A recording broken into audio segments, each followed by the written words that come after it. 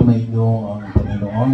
At sumainyo rin. Tayo po ngayon ay sa patuloy na ating pagpapalago, no, ng ating debosyon sa mahal na Birhen, no?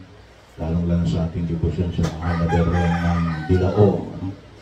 So, pagkataon, kaya po bilang paghahanda na rin sa kapistahan, no, ng buong Nazareno, no, darating na Martes, dito tayo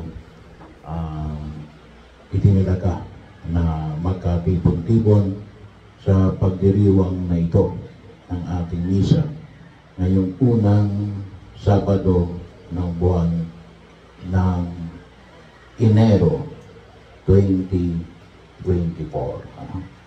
At nais na aniyahan ng Poong Likapal sa pagninilay yung alin, yung tinatawag nating patutuo. So, ibig sabihin ay pagpapahayag ng pagsuporta, ano? Pagsuporta. Sabi nga ho natin ay ito ay may dalawang hinihilingan.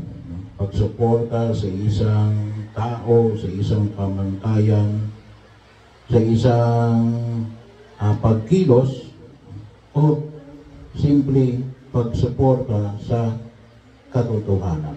Kaya ang tawag ay patutuo.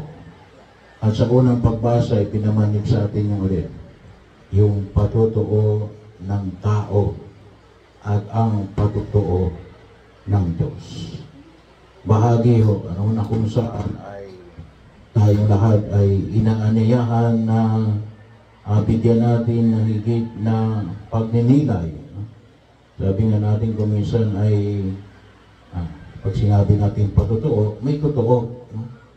Pero anong klaseng totoo? No? Kung minsan ay sabi nga po natin, ay the devil is in the detail. No? Bahagi ho kung minsan. No? Pag sinabi natin na para kung minsan ina-amplify natin, pinalalaki natin. Naalala ko tuloy, no? May nagpahayag na may isang political figure, hindi naman dito sa Laguna, no? Si Ibang Bayan, nang sabi ng kanyang bisita daw, kasi nag-birthday, no? At ang bisita daw ay 16,000, no? Sabi ko, saan kaya tinaos yun, no? Nilakas kaya yun sa Philippine Arena, no? Kasi 16,000 eh, no? Kalimitan no, ng ating mga well, hindi ko alam sa ibang probinsya, no? Pero sa atin na dito, kalimitan no, ng mga stadium natin dito ay ang pinaka-maximum ay kalimitan ay 6,000, no? Yung pinakamalaking kaya natin dyan sa Santa Rosa, ang kaya naman ay 6,000. Ito ay 16,000. No? Sabihin, napakalaki ng binyo nito. No? Binyo pa lang yun. No? Hindi pa kasama ang pagkain. No?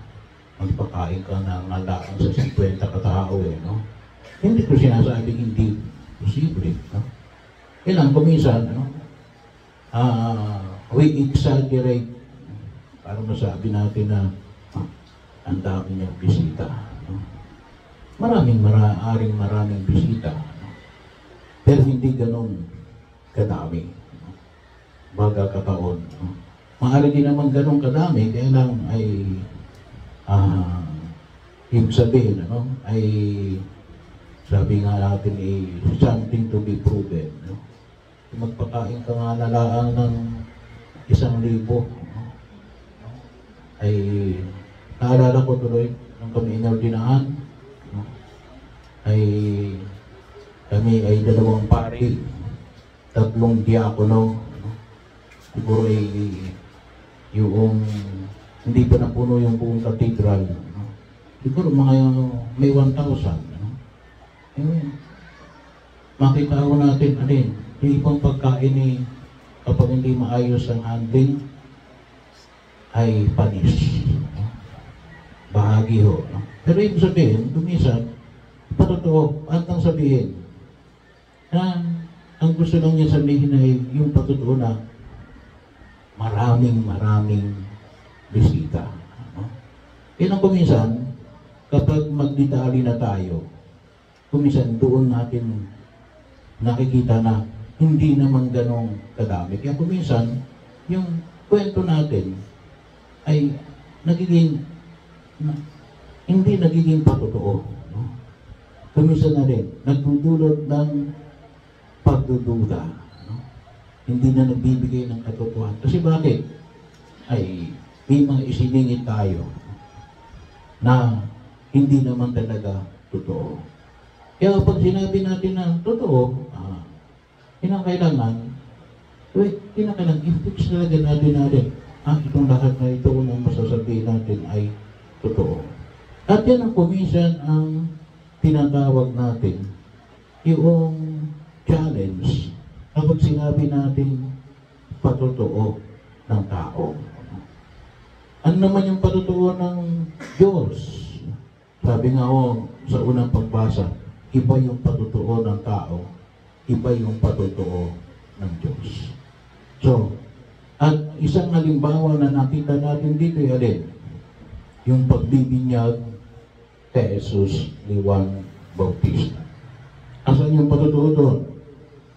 Na habang binibinyagan ni Juan Bautista, si Juan ay alin? May nagpahayag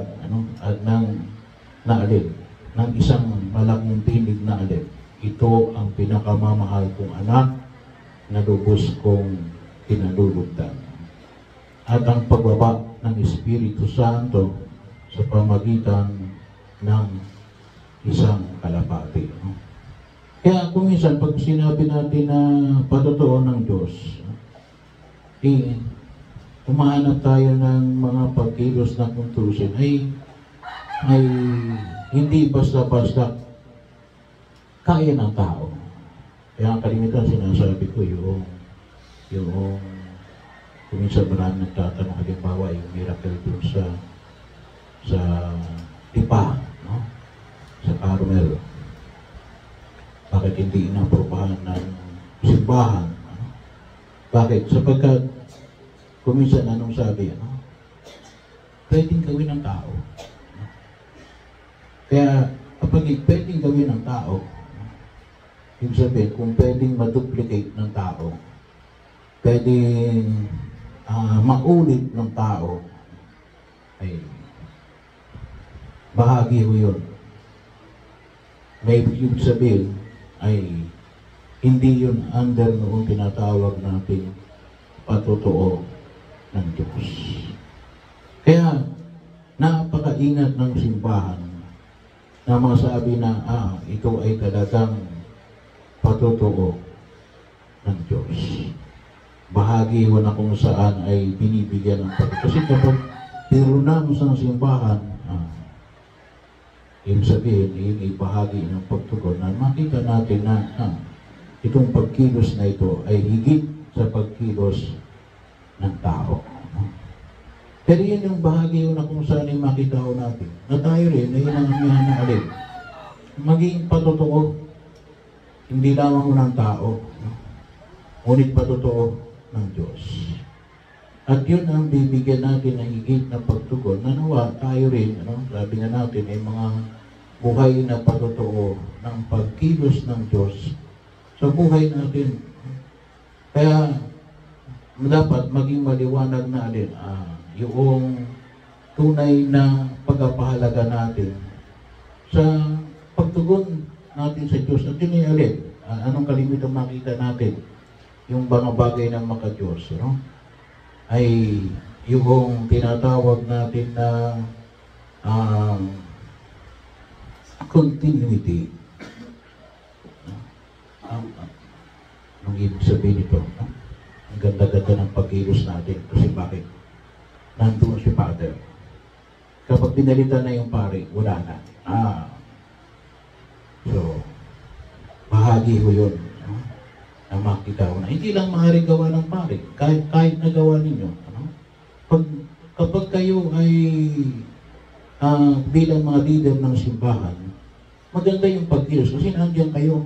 Pero kapag nawala kayo, hindi patutuo ng Diyos yun. Patutuo ng tao yun. Bakit? You only become effective because there are people that are effective. Bahagyo. Pero kapag kahit na wala kayo roon, kumikilos yan, sa Diyos galing yan. Hindi galing sa tao yan, hindi galing sa individual yan, hindi galing kung kanino man yan. Hindi yan galing gawa lamang ng tradisyon. Ngunit alin, maliwanag na alin. Galing sa Diyos yan. Because it persists through the time and through different persons. Hindi lamang nakabatay sa isang tao. Kaya kapag ang pagkilos ay nakabatay sa isang tao, hindi galing sa Diyos yan. It should be seen kahit na tayo ay mawala sa bahagi ng pagtugon na ginagawa natin. Masasabi na, talagang galing sa Diyos yan. Pero kapag sinabi natin, kapag wala ako, wala yan. Hindi galing sa Diyos yan. Galing sa iyo yan. Galing lang yan sa tao. Hindi yan galing sa Diyos. Kaya medyo mabigat kapag sinabi natin patutuo ng Diyos. Sapagkat kung yan ay galing sa Diyos, it could manifest Himself to different times, to different persons, and even to different circumstances. Bahagi yun eh. Bakit? Nandun ng Diyos. Hindi gawa ng naandoon ka. Kaya yan nangyayari. Kahit wala ka, pero dahil naandun ang Diyos. Kaya yun naman yung makita ko natin. Kaya nga, sabi ko nga, itong ginagawa natin, sinimulan natin na alin, sana makita natin na ito ay magpatuloy para masabi natin na ito talaga ay galing sa Diyos. Bagaman sinimulan natin during my time, through your continuous support. So ito yung dalangin natin sa harapan ng Pong May Kapal, na makita natin yung tunay na pagkilos ng Diyos. Ito yung patutuo ng Diyos sa gitna natin. At dapat makita rin natin na ito yung makita natin na patuloy natin ihamon sa pagtugon sa biyaya na ipinagkakaloob ng Poong May Kapal. At ito ang nais ang Poong May Kapal, makita kahit sa atin yung yung pagkilos ng Diyos, yung patutuo ng Diyos, ang Diyos na sumasa atin. Sa tulong ng mahal na Birhen Maria, at makita natin, sa higit ni pinakita ng ating Panginoong Jesucristo, sa kanyang larawan, mula pa ng kanyang pagkabata, ang Santo Niño, at hanggang saan? Sa Poong Nazareno. Kaya bahagi yun na kung saan makita natin. Kaya mag-ingat din tayo. Kapag sinabi yung kumisa, kapag nagkikwento kami, nung panahon namin, ang ganda-ganda niya. Ibig sabihin, ngayon, kapag ngayon hindi na maganda, ibig sabihin niya, it could be, sabi nga natin, statement of fact. Pero, makita natin na rin, kaninong patutuo yan? Patutuo na ikaw ay magaling? O patutuo na alin? Wala ang Diyos sa pagkilos.